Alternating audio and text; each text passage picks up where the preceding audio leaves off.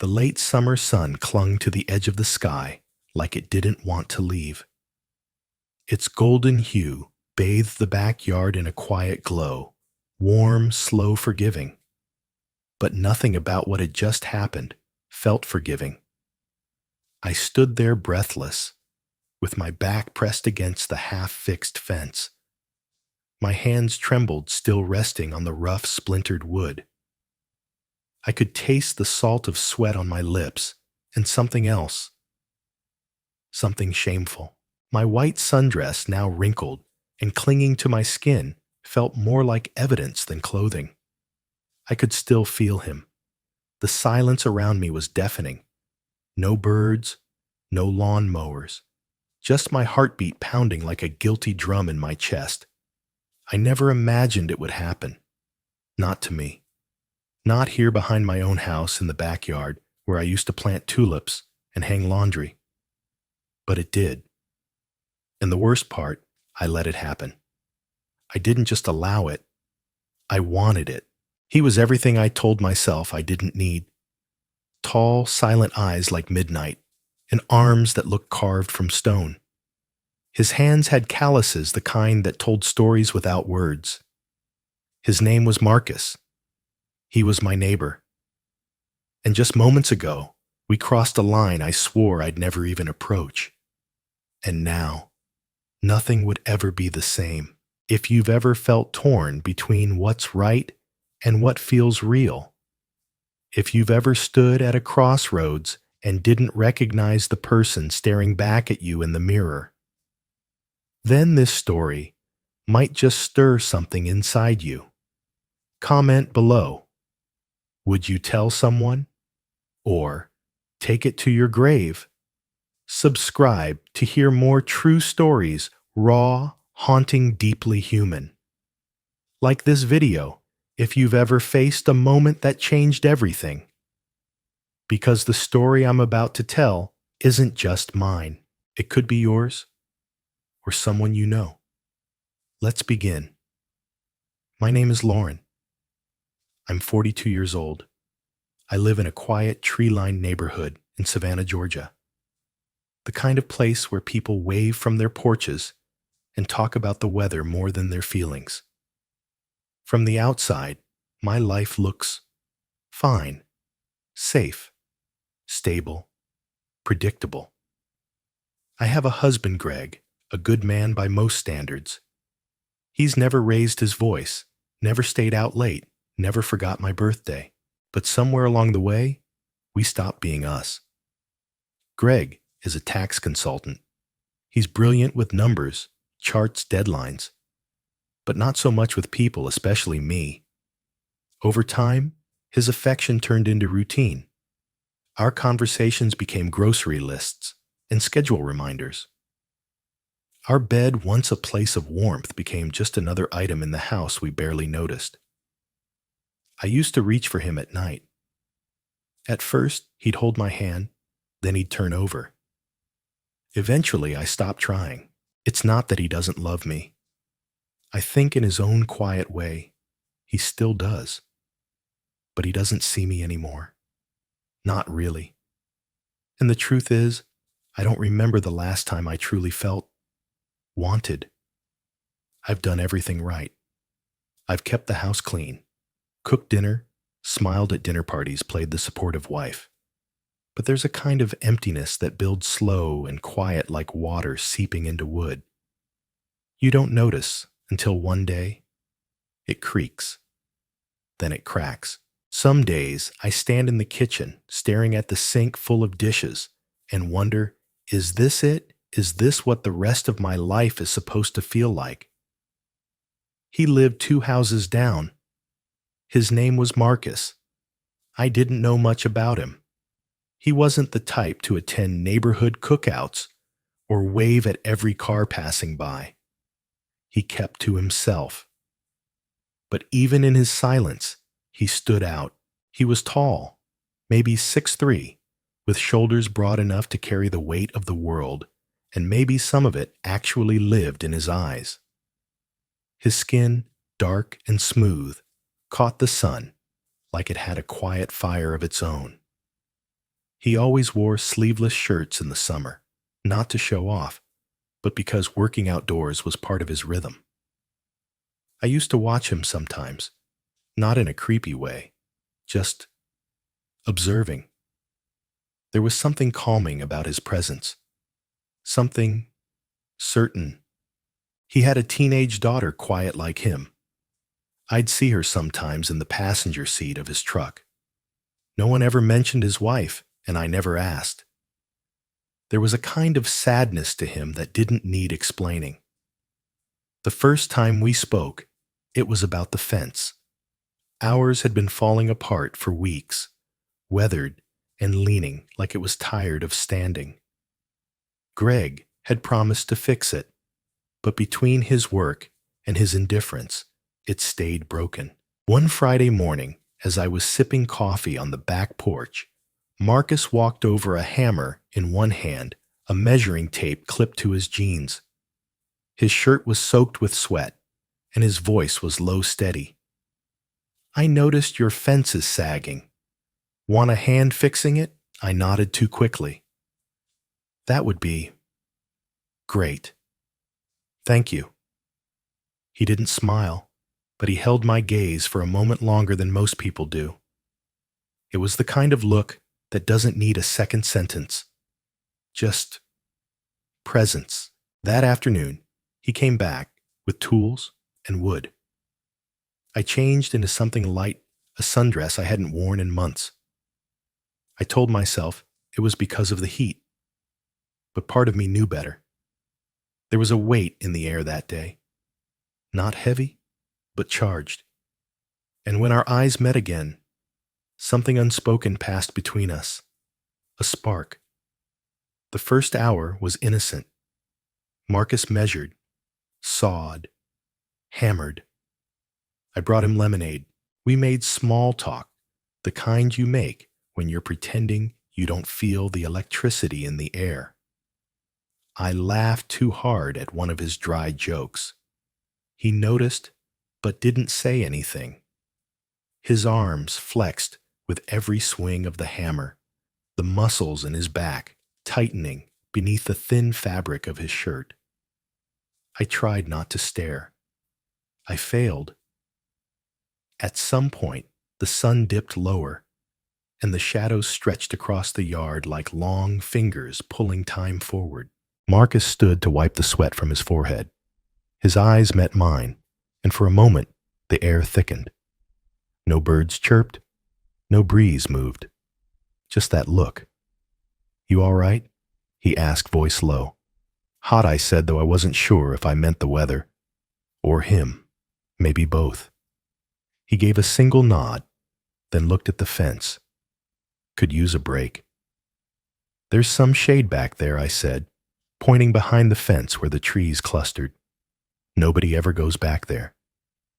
He didn't speak, just followed me.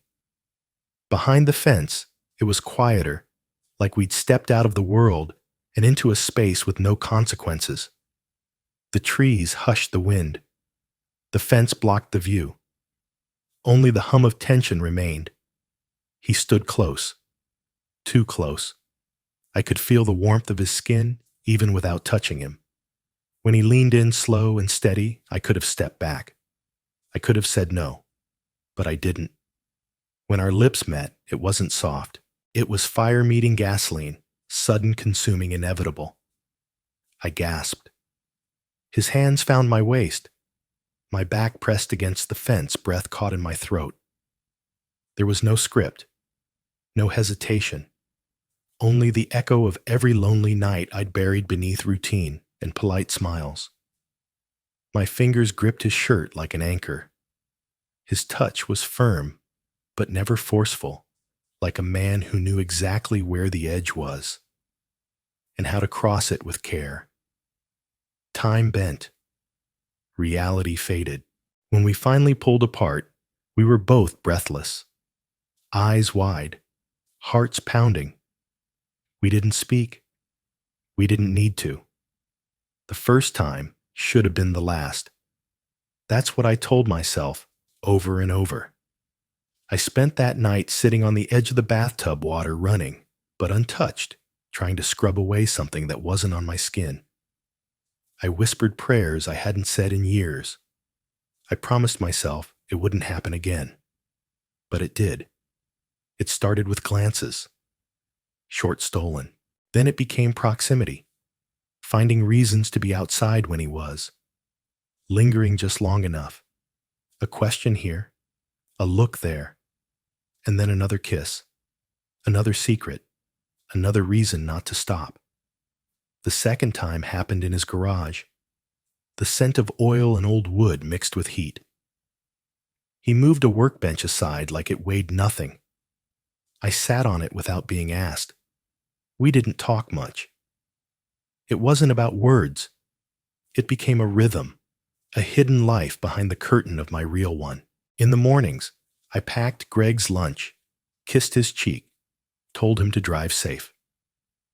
In the afternoons, I stood with Marcus behind fences, in garages, in the moments where the light flickered just enough to make it feel unreal.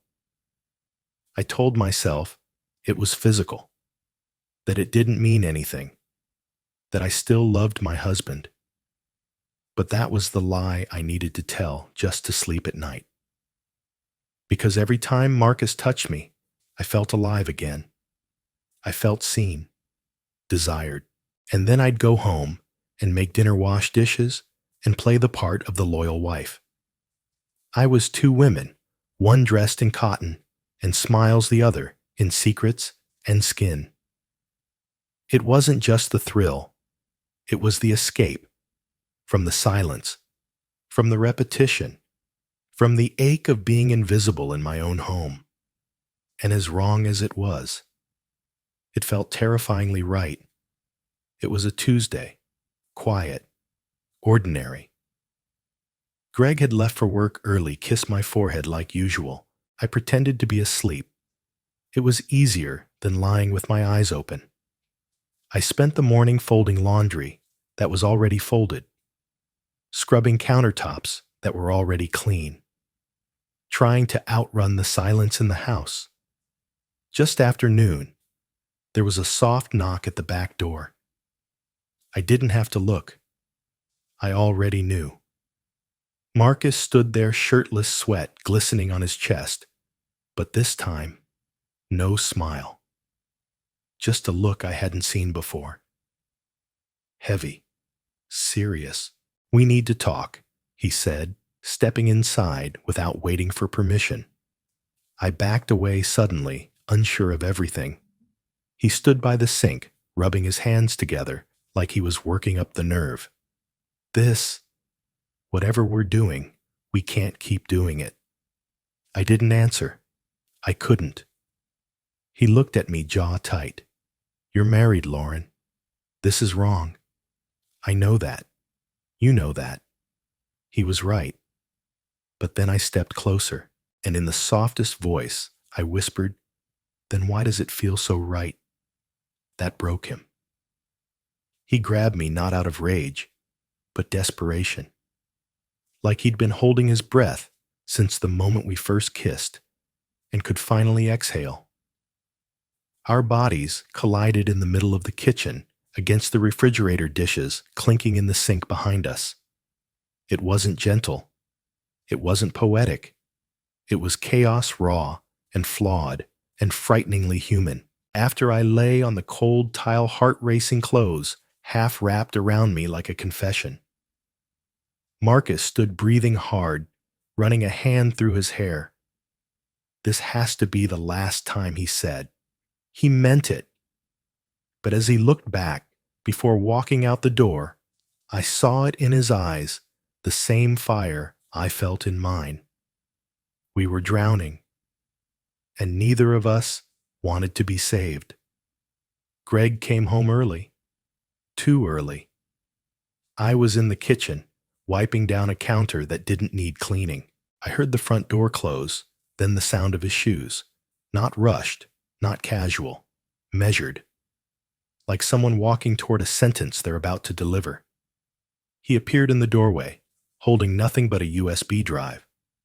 "Sit down," he said. No greeting, no kiss, Just those two words, sharp and hollow. My heart dropped. Greg, what's going on? He didn't sit. He stayed standing, eyes fixed on me, like he was trying to see through me, through all the versions of me he thought he knew. Do you remember the security cameras I installed last year, he asked?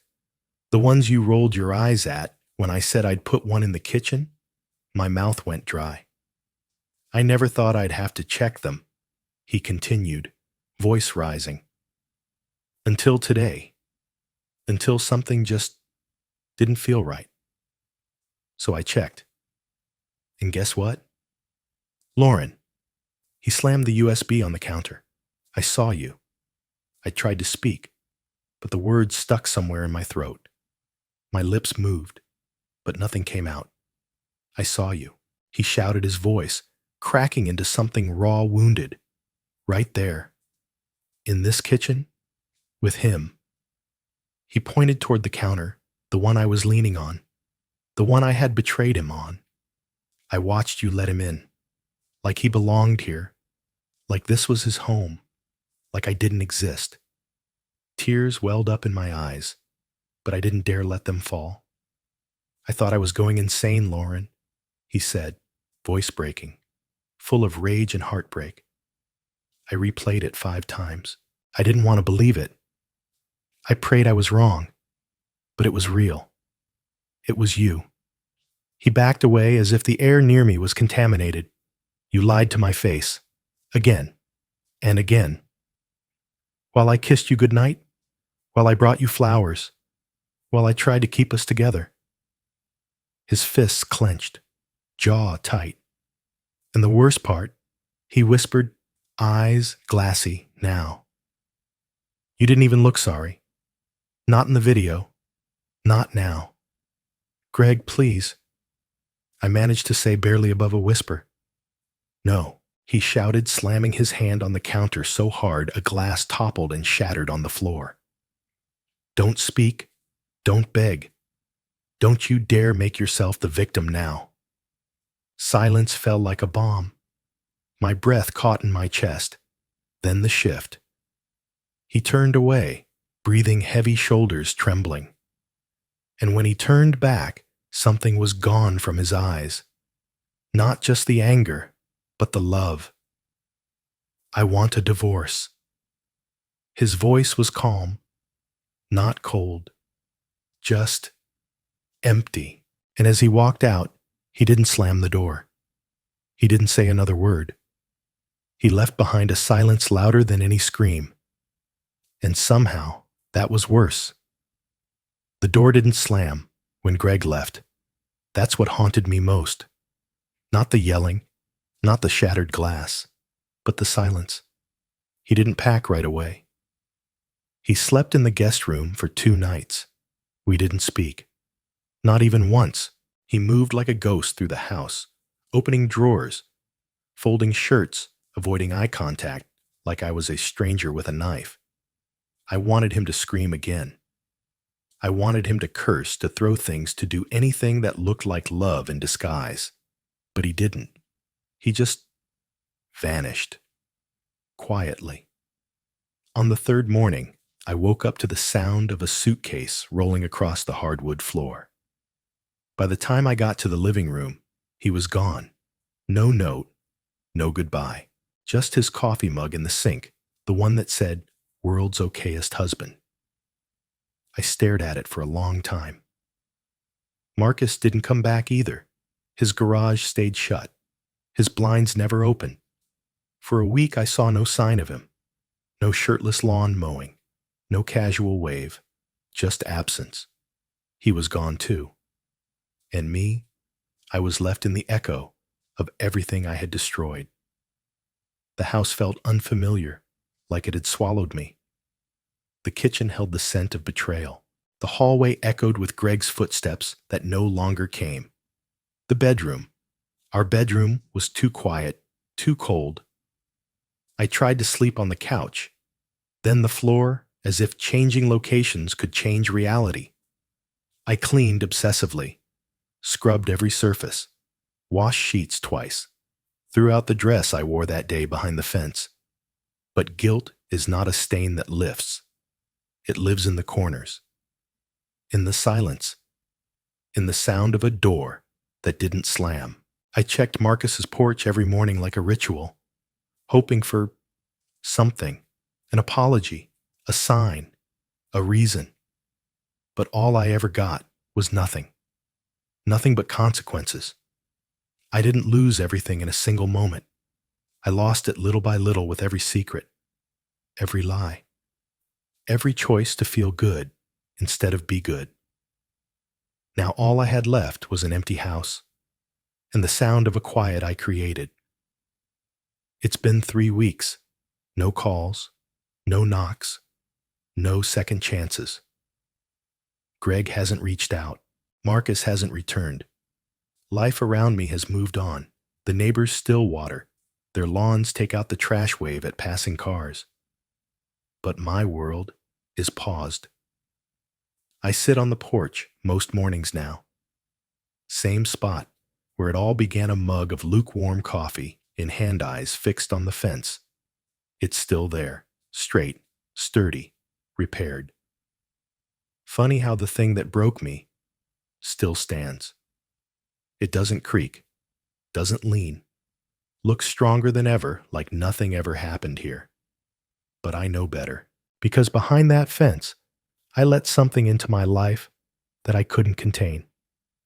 Not just a man, not just lust, but a hunger I'd spent years pretending didn't exist.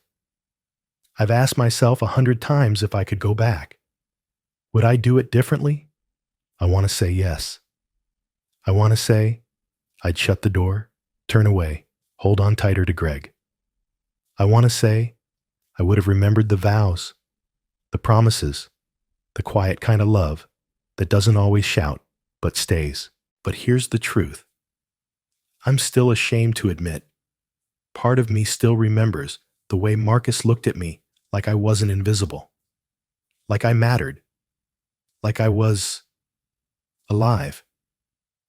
And it's that part, the one I can't fully kill, that keeps me sitting here staring at that fence wondering, was it worth it? I don't know. Maybe I never will. I used to think betrayal was loud. I thought it looked like screaming matches doors slamming people packing bags in the middle of the night. But now I know the truth. Sometimes betrayal is quiet. Sometimes it sounds like someone not looking at you the same way anymore. Or worse, not looking at you at all. I betrayed my husband. I betrayed the version of myself I used to be proud of. But the real betrayal, it started long before Marcus. It started the day I stopped speaking up. The day I stopped asking Greg to see me. The day I convinced myself that being unnoticed was just part of growing older, part of being married. I wanted to feel alive again. And I found that in all the wrong places, with the wrong person, in the wrong way. I don't tell this story for pity or sympathy. God, no. I tell it because I know I'm not the only one who's ever sat in a quiet house with a full schedule and an empty heart. I know I'm not the only one who's ever looked across a dinner table at someone they once loved and felt like a ghost. And if you're there now, if you're at the edge of something you can't quite name, I'll tell you what. No one told me. Say something before it's too late. Because when you stop being honest, you don't just lose the people around you. You lose yourself, piece by piece, lie by lie. And sometimes you don't even notice until you're sitting alone, staring at a fence that used to be broken, wondering if maybe it wasn't the fence that needed fixing at all. If my story made you feel anything, regret, anger, recognition, tell me. Leave a comment. Let it out. Share your version of the silence, the spark, or the mistake. Like this video if you've ever made a decision you can't take back, or if you survived one that someone else made for you. And if you want more stories like this, not perfect ones, but true ones, subscribe. Because sometimes the hardest story to tell is the one that's already happened. And maybe, just maybe you don't have to go through it alone.